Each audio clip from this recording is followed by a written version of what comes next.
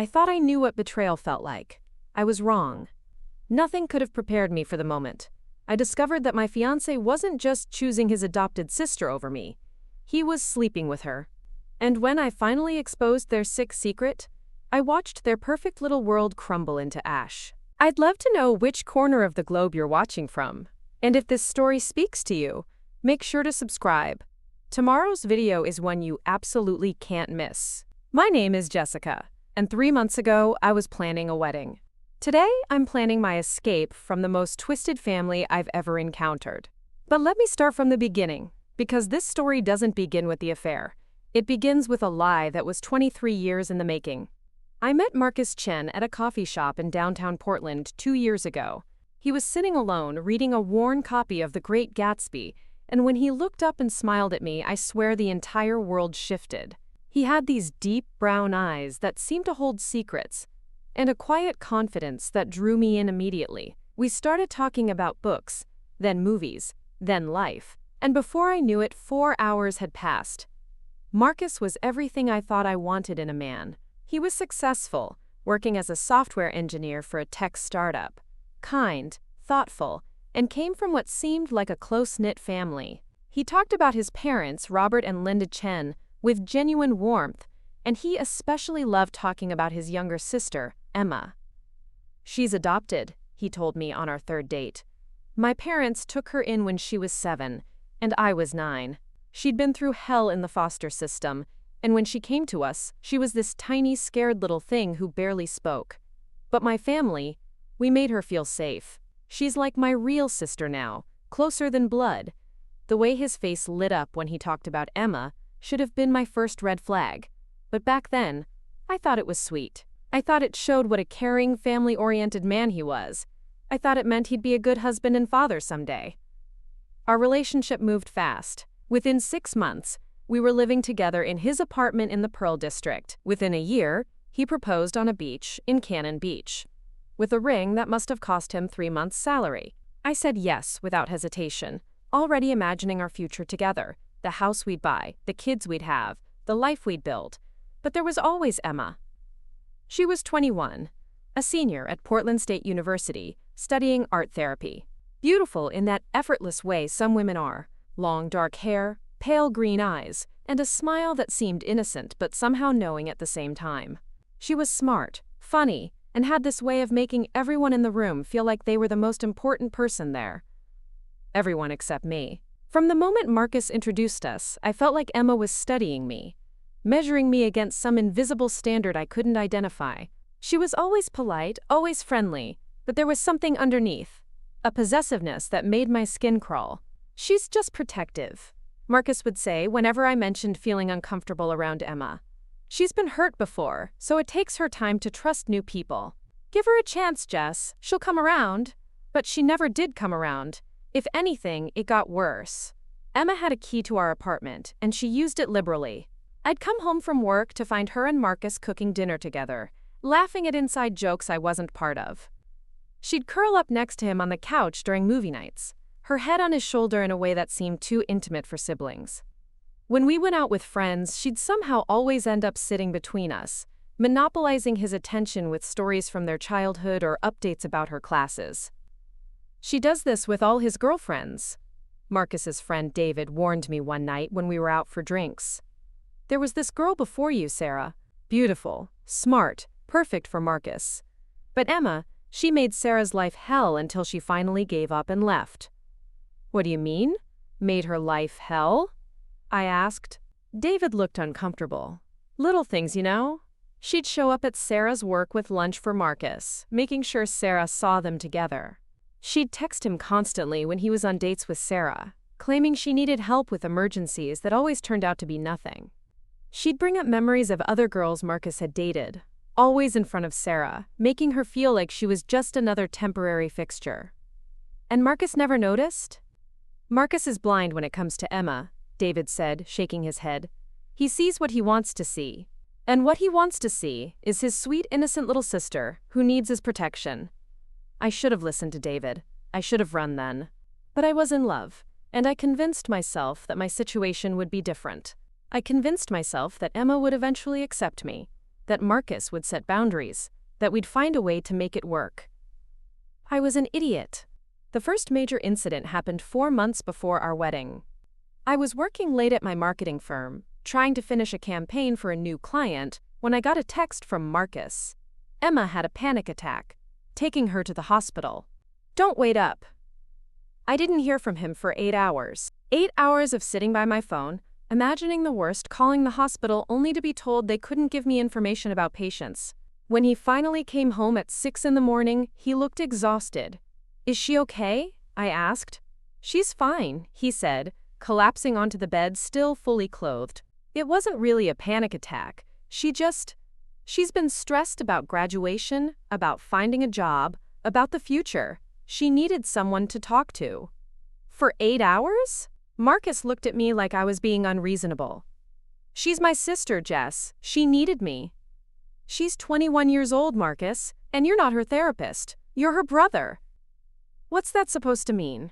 It means that your fiancé was sitting at home worried sick about both of you, and you couldn't even send a text to let me know what was happening. It means that there are boundaries in healthy relationships, even with family. Marcus went quiet, and I could see that familiar wall going up, the one that appeared whenever I criticized anything about Emma. She's been through a lot, Jess. More than you know. I'm not going to abandon her when she needs me. I'm not asking you to abandon her. I'm asking you to consider that you have other people in your life who matter too. But the conversation was over. Marcus rolled over and went to sleep, and I lay there staring at the ceiling, wondering when I'd become the villain in my own relationship. The incidents kept escalating. Emma would call Marcus during our date nights, always with some crisis that required his immediate attention. She'd show up at his office with lunch, making sure his female coworkers saw her hugging him goodbye. She'd tag along on what were supposed to be romantic getaways, claiming she'd already booked the same hotel for a girls' trip, and wouldn't it be fun if we all hung out together? Marcus never said no to her. Never. The breaking point came 6 weeks before our wedding. We were supposed to be doing our final cake tasting, something I'd been looking forward to for months. Marcus was running late from work, so I went ahead to the bakery and waited. After an hour, I called him. No answer. I texted. Nothing. Finally, I called his office, and his assistant told me he'd left 2 hours earlier. I drove to his apartment, our apartment, and found his car in the parking lot. When I walked in, I heard voices coming from the living room. Marcus and Emma were sitting on the couch, and she was crying. What's wrong? I asked, genuinely concerned despite everything. Emma looked up at me with red-rimmed eyes. I didn't get the internship, she said. The one at the Children's Therapy Center. They said I wasn't ready. I'm sorry, I said, and I meant it. I knew how much that internship meant to her. But there will be other opportunities. You don't understand, Emma said, fresh tears starting. This was my chance to prove that I could help kids like me. Kids who've been abandoned and hurt. Without this internship, I'll never get into the graduate program I want. Marcus was rubbing her back, making soft, comforting sounds. It's okay, he murmured. We'll figure something out. There are other programs, other internships. Marcus, I said quietly, we had cake tasting today. He looked at me blankly for a moment, then his face went pale. Oh God, Jess, I'm so sorry. Emma called, and she was so upset, and I just forgot about our wedding planning. It's not like that. Then what is it like, Marcus? Because from where I'm standing, it looks like your sister's temporary disappointment is more important than our future together. Emma stood up abruptly.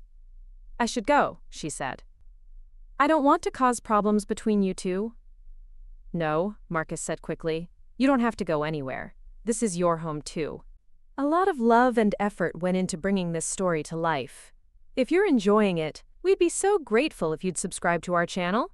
Now back to where we left off. And there it was. The truth I'd been trying to ignore for 2 years. In Marcus's mind, Emma would always come first.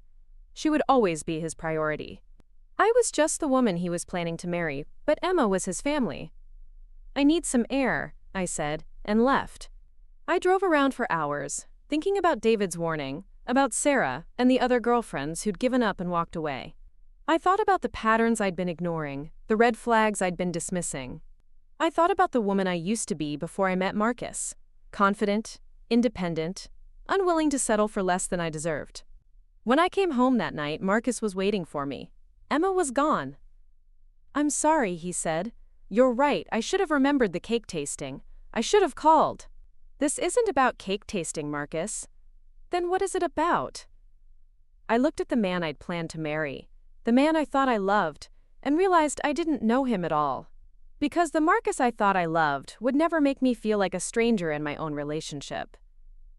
"It's about the fact that you don't see me," I said. "You see Emma. You see your parents. You see your job, your friends, your hobbies. But when you look at me, you see an obligation. Someone you're supposed to love because you put a ring on my finger. That's not true, isn't it? When was the last time you chose me over Emma?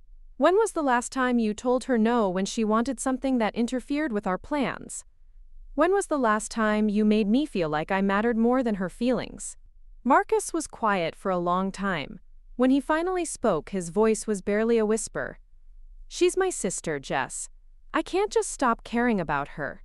"I'm not asking you to stop caring about her. I'm asking you to start caring about me." But even as I said the words, I knew it was too late. The damage was done, the pattern was set, and nothing I said would change the fundamental truth of our relationship. I would always be second to Emma. What I didn't know then was that there was a reason Emma came first. A reason that had nothing to do with sibling loyalty, and everything to do with a secret so twisted, so wrong, that when I finally discovered it, I understood why Emma had been so determined to get rid of me.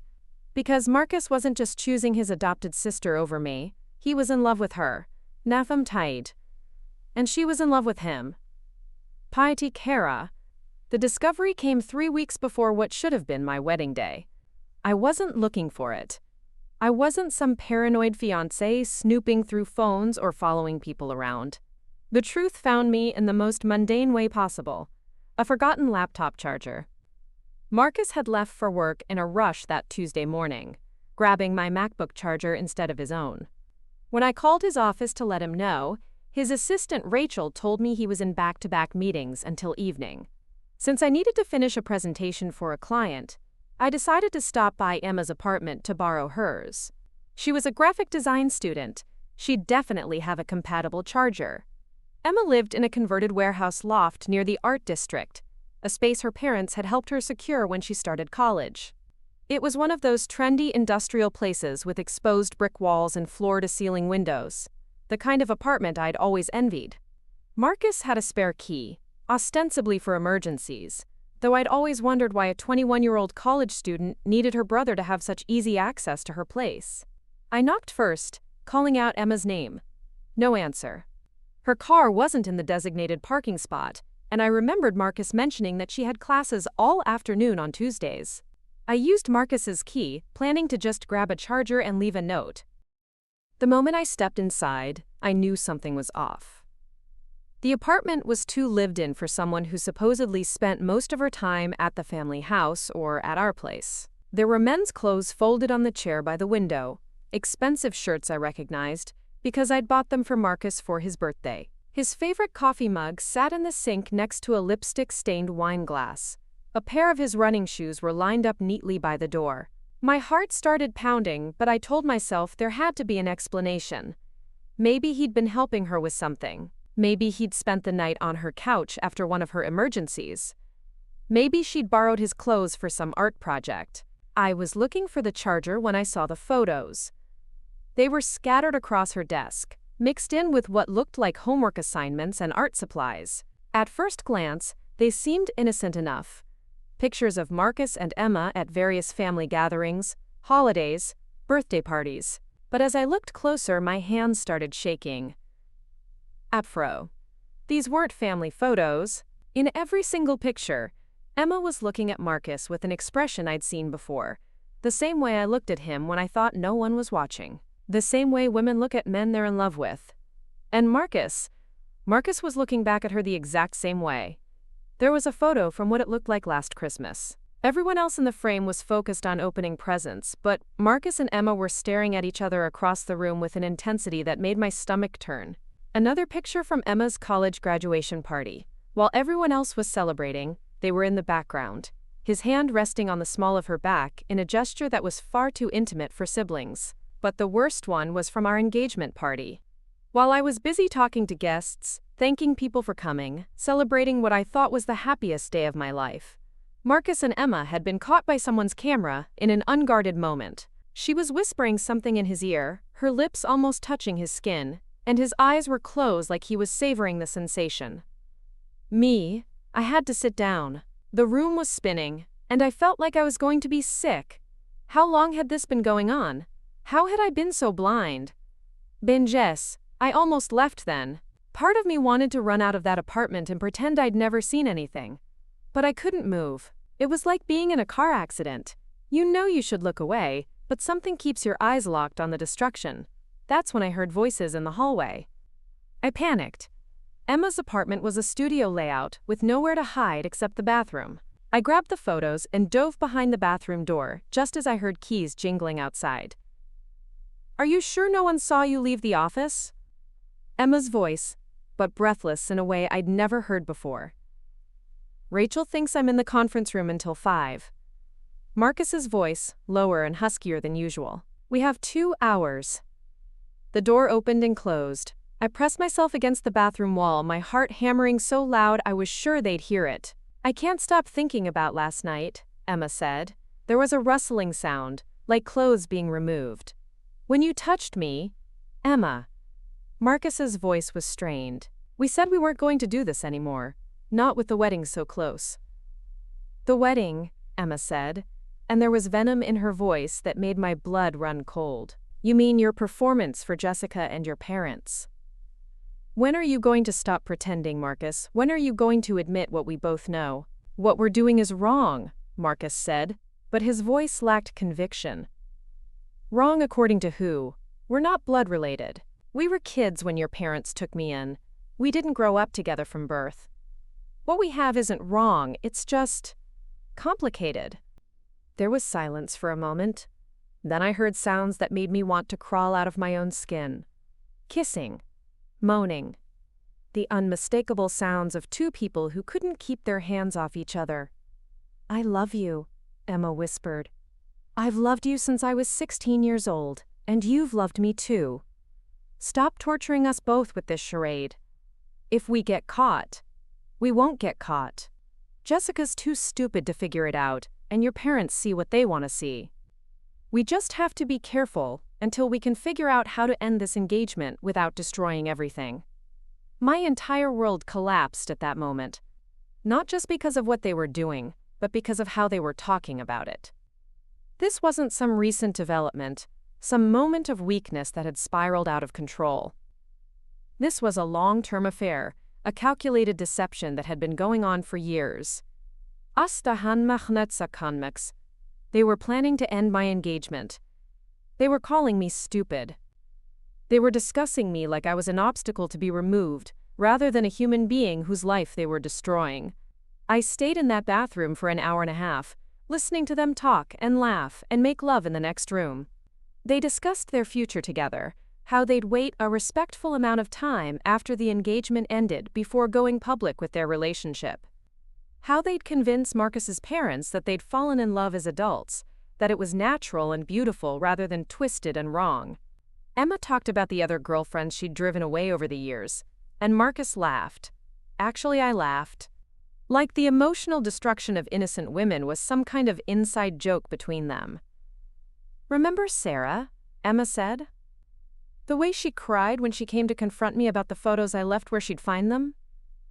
"You were ruthless," Marcus said, and I could hear the admiration in his voice. "But effective."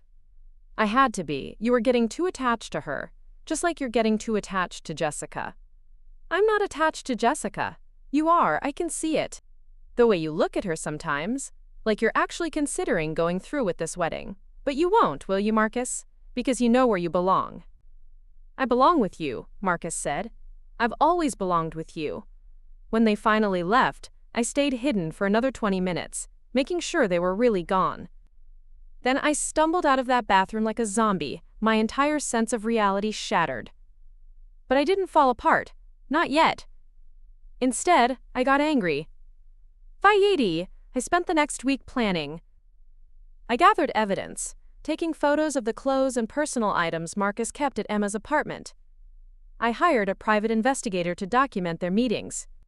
I researched the legal implications of their relationship, the professional consequences for Marcus if his coworkers knew he was sleeping with his adopted sister.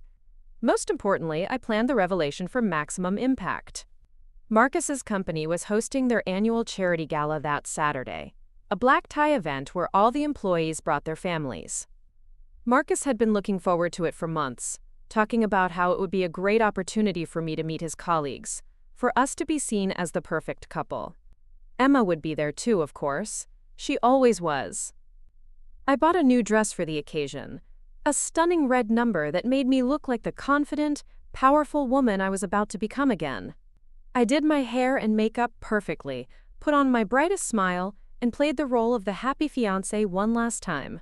The gala was being held at the Sentinel Hotel downtown, in their gorgeous ballroom with crystal chandeliers and marble floors. Marcus looked handsome in his tuxedo, and Emma was radiant in a black dress that probably cost more than most people's rent. They were careful not to interact too much in public, but I could see the tension between them, the way they kept finding excuses to be near each other.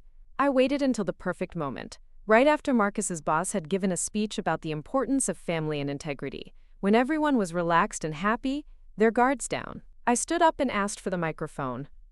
"I'd like to say a few words," I announced, my voice carrying clearly across the room. "About family and love and the importance of being honest about who we really are." Marcus looked confused but pleased. He probably thought I was going to give some sweet speech about our upcoming wedding. "Many of you know that Marcus and I are getting married in 2 weeks," I continued. "What you might not know is that Marcus has been having an affair with his adopted sister Emma for the past several years." The room went dead silent. You could have heard a pin drop. "I have photos," I said, pulling out my phone and projecting the images onto the large screen behind me. Pictures my private investigator had taken of them kissing outside Emma's apartment, entering and leaving together, holding hands when they thought no one was looking. Emma's face went white. Marcus looked like he was going to be sick. "Coias. I also have audio recordings," I continued, playing a clip of their conversation from Emma's apartment, their voices clearly audible as they discussed their relationship and their plans to end my engagement. The room erupted. People were gasping, murmuring, some standing up to get a better look at the screen. Marcus's parents were sitting at the head table, their faces frozen in horror. "So I wanted to take this opportunity," I said, removing my engagement ring and setting it on the podium, "to let everyone know that the wedding is off, and to wish Marcus and Emma all the happiness they deserve." I walked out of that ballroom with my head held high, leaving behind the wreckage of their carefully constructed lies. The aftermath was swift and brutal. Marcus was fired from his job within a week, not for the affair itself, but for the scandal it created and the way it reflected on the company. Emma was asked to leave her college program due to the negative attention. Marcus's parents disowned them both, unable to reconcile their religious beliefs with what they saw as a perversion of everything they'd tried to build as a family. The story spread through their social circles like wildfire. In a city like Portland, where everyone knows everyone, there was no escaping the whispers and stares. Their friends choose sides, and most choose mine. Marcus tried to contact me afterward, leaving voicemails and sending texts that ranged from angry to pleading to desperate. He blamed me for destroying his life, for ruining his relationship with his parents, for not giving him a chance to explain. But there was nothing to explain. They'd made their choice years ago, and I'd simply forced them to live with the consequences. Emma sent me one text, 3 weeks after the gala. "I hope you're happy now." I was. For the first time in 2 years, I was genuinely, completely happy. 6 months later, I heard through mutual friends that Marcus and Emma had moved to Seattle, trying to start over where no one knew their story. They were working minimum wage jobs, living in a tiny apartment, struggling to make ends meet. Their relationship, built on secrecy and deception, wasn't surviving the harsh light of reality. To come and das, I never found out if they stayed together. I didn't want to know. To come and das, I moved on. I got a promotion at work, bought my own house, and started dating again. I learned to trust my instincts, to recognize red flags, To never again settle for being someone's second choice. Sometimes people ask me if I regret exposing them so publicly, if I feel bad about the way their lives fell apart. The truth is, I don't regret it for a second. They made the choice to lie to me, to use me, to treat me like an obstacle in their twisted love story. I regret about. I just made sure they faced the consequences of that choice. They thought they were so clever, so careful, so much smarter than the stupid woman who couldn't see what was right in front of her face. But in the end, the truth has a way of surfacing, no matter how deep you try to bury it. And when it does, it burns everything to the ground. Marcus chose his adopted sister over me, and I let the whole world see exactly what that choice really meant. They wanted to be together so badly. I gave them that chance, stripped of all the lies and pretense and careful manipulation. They got exactly what they deserved. Each other, and nothing else. Looking for more? We've got 2 amazing stories ready for you right on screen. If this one touched you, these are absolutely worth your time. Click to watch them now. And hey, subscribe and hit that bell to never miss our latest uploads.